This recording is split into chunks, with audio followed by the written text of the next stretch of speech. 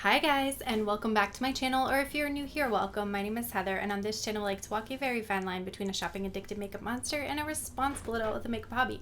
Now, I really enjoy eyeshadow singles, duochromes, multichromes, blush, highlight, lip gloss, basically everything except pressed glitter, and today we're going to be doing a ranking of the 22 Glamlite palettes that I have tried already.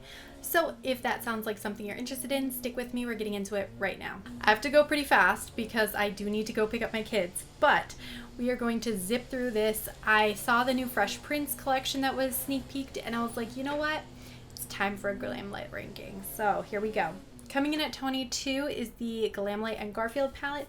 This was a palette I absolutely did not need to buy, but the Garfield packaging and all that got me. They took the full collection and made it like half price at one point, plus you could stack a code on top of it, so I got it for like super cheap. So I'm glad I got it for collector's purposes, but in actuality we know warm tones, neutrals, not typically my vibe, so for me this one ranks towards the bottom for that reason. Coming in at 21 is the little Glamlite Red Velvet Cupcake. I bought it to get free shipping and I didn't need it, but I bought it to get free shipping because I was either going to pay as much as this palette was on clearance or basically the same price in shipping, actually, if not a little bit more. So I was like, free shipping, whatever. And I do think the colors are pretty, but it's a pretty standard sort of predictable color story, and I just feel like Glamlite is so much better than these monochromatic palettes at this point. They don't need to go this route, so for me this falls pretty low just because it's not terribly special. Then coming in at 20 is the Chocolate Martini palette, and this one I picked up for this color. I thought it was so beautiful in an eye look that I saw with Lauren May Beauty. This eyeshadow, this one I think is very pretty. I love these sort of kind of smoky nude tones, and I think in general the colors are nice, but again, not my primary vibe. Like the coppery golds are not my thing, so it fell to the bottom simply because there's only a handful of shades in this palette that I really like. All right, next up is the Ice Cream Dream palette from Glamlite, and this one I think is pretty, but it's their older formula, right? So it's a good formula, but now they have even better formulas. So for me, this one falls a little bit lower for that reason. Again, you've got a lot of warm tone neutral kind of shades in here, and I just don't really vibe with that. The pink, purple, green, blue kind of corner here is definitely my vibe, but everything else I could kind of take or leave. So this one falls a little lower for that reason. Then we've got the original Mikayla palette. Now this one, when I first got it, I was super hyped for it, and now that I have way more Glamlite palettes in my collection, I feel like this one is not quite as special. I do still like the blues, the purples, the greens, kind of these grassy olivey shades here. The pinks are fine.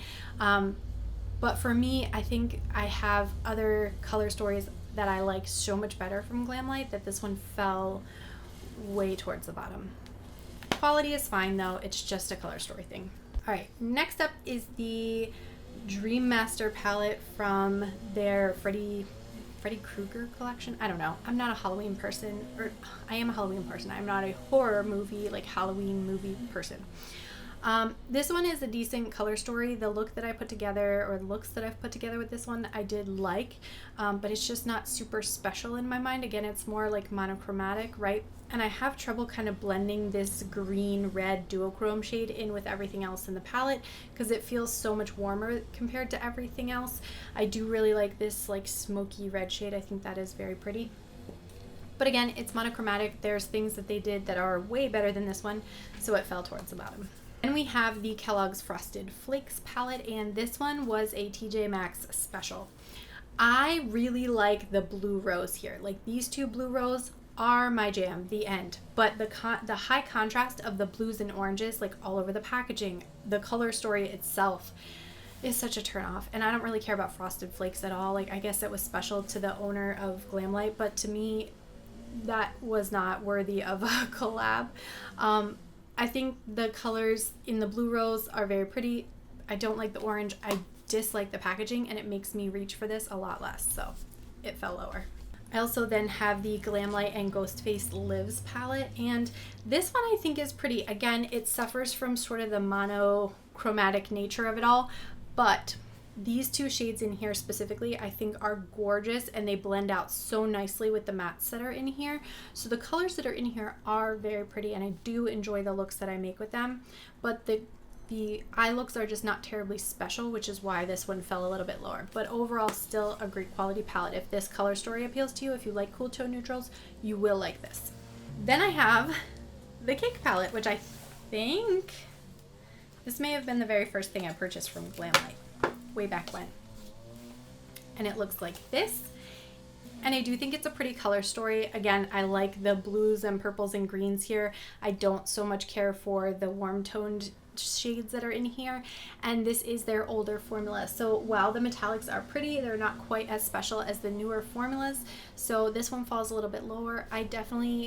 This is a nostalgia keep for me. Like, I love the sort of cake picture. I like that it comes in its little easy bake oven, so I keep it around, but it's definitely not a favorite anymore because Glamlite has just upped their game so high now. And then next up we have the Scooby Doo Part 2 palette, and I do really like the lenticular motion. I do not really like how big this palette is because it is absurd. And there's definitely a lot of wasted space in here. Like, we didn't need these sort of like profile, like, I get what they were doing, but also we didn't need that. So that was a bit frustrating. The individual rows, the blue row, the purple row, the green row, and sort of this teal and brown row I really like, but again, the pops of like red and orange are not for me, and so the palette falls a little bit lower just because I think that looks so discordant and busy, and it bothers me that it's there, but everything else in here I think is quite nice. Then we have the Dirty Martini. I think I have all 4 of these palettes at this point, but I haven't tried all of them, so that's why they're not all in this ranking. I like this. I think it's a pretty color story. It's very monochromatic though. There is a lot of overlap, a lot of same, so it's hard to sort of make differentiated looks. Again, I don't care too much about the warm toned golds that are in here, but everything else in here is quite nice. I do really like this little Martini with the nutrition fat. Like, I like the packaging and everything that they did for this collection, so I did end up picking up all 4 of the palettes. But mostly on sale because I knew full well they weren't going to be my very favorites. Then we have the Glamlite Chucky palette, which was their Valentine's Day launch last year, maybe. And it's like a purple, like a burgundy and gray color story, which I do think is a really pretty combination. The sparkly black shade that's in here is quite nice as well, and I do like how bright and reflective that shade is. Overall, the looks that you make out of this palette, of course, are super, super deep and dark. It's hard to keep like the edges of the look blended out nicely because even the lighter shades that are in this palette are still pretty dark, especially on my my skin color, my skin tone. So for me, I have to be a little bit careful about how heavy-handed I am with this palette, but in general, I do still think it's a very beautiful color story. Then we have the Friday the 13th palette, and this one is one that I'm still in the process of trying, but I did feel comfortable ranking it based on what I've tried so far. I don't care too much about the red tones here, but this like 12 pan I think is very, very beautiful. I love that you have sort of these mauvey purples, you've got these olivey khaki kind of shades, some more like tealish shades, and then the blues. I think those are all very pretty. I've played around mostly on this side of the palette, so I'm looking forward to playing in the rest of the palette, but I wanted to go ahead and rank it because I think it is such a nice one from them. Then we have the Glamlite Icee palette, and I do have the other half of this palette, but I haven't tried it yet. Or if I have, I only used it once. Problem is, my kids want a little ham sandwich and like destroyed this palette, so it looks very well loved, despite the fact that it hasn't been. Same with this one, unfortunately. Kind of looks like one of them bit into this shade, but no, that's just fingers. I like this palette. I think the blues in here are really pretty and dynamic and reflective, which is something that's important to me. The mattes in here, despite the fact that they're all blue, I do feel like there is a difference between the blues, which I personally appreciate. Overall, it's still very monochromatic, so it couldn't make it any higher than this, but I do think it's good quality, and these 2 shades really, really get me. So I ranked it fairly high for that reason.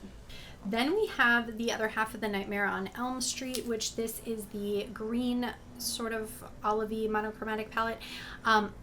I think this is a beautiful palette. I really enjoy this shade here because it has more of a brown base than the red base in that other Freddy Kreuger palette. I think this one works a lot better than the other shade does. It almost glows on the lid, which I think is quite nice. I do really like this sort of deep olivey shade too, and I like that you get a really nice gradient between like a light green and all the way to black. Overall, beautiful color story, but again, monochromatic, so it comes a little bit lower for that reason. And then we have part of the Scooby Doo Part 1 collection, which is the Raggy palette, and this one I do think is really pretty. I love these two shades in here in particular. I think they are so sparkly, and I like that you can sort of do like matte and shimmer, and off you go. However, these shades are pretty deep, so it almost looks a little unfinished. I do find myself wanting to use something extra to sort of blend out those edges and make it look a little bit more cohesive.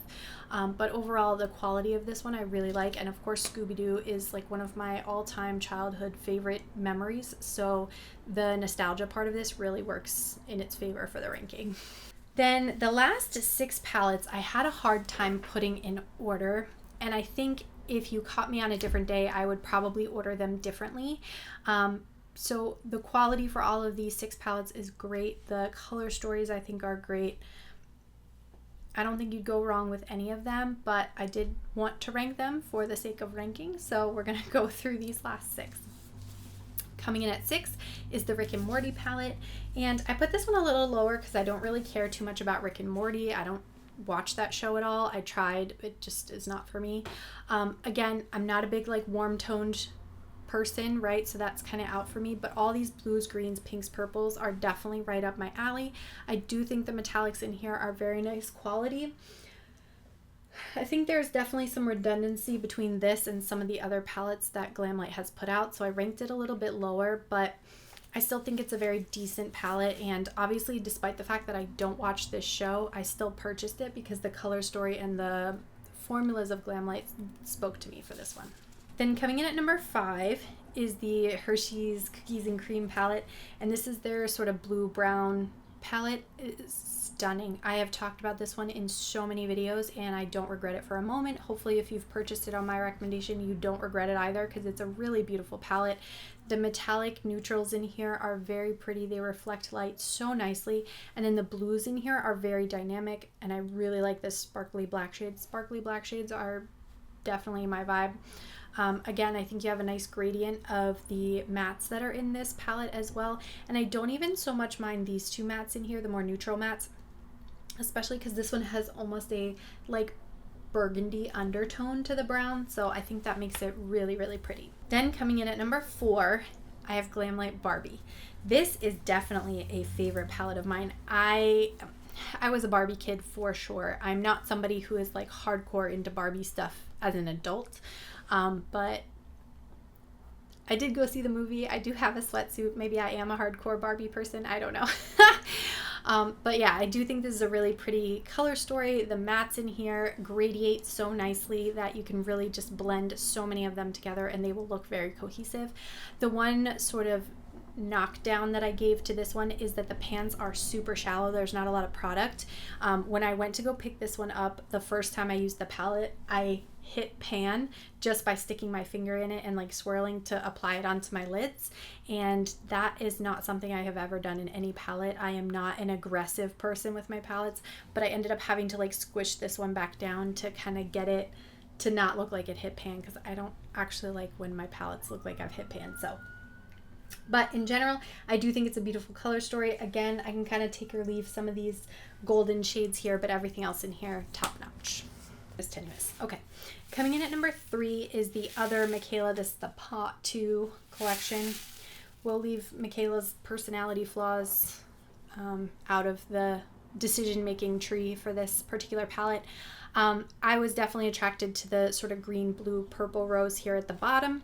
And as I started to use this palette, I do think it's very beautiful. And I love these sort of pops of metallics here. These 2 definitely don't appeal to me as much, but everything else in here I think is very cohesive and works very nicely with the rest of the shades that are in here. This super deep dark blue is so beautiful on the lids and is accented very nicely by this lighter blue.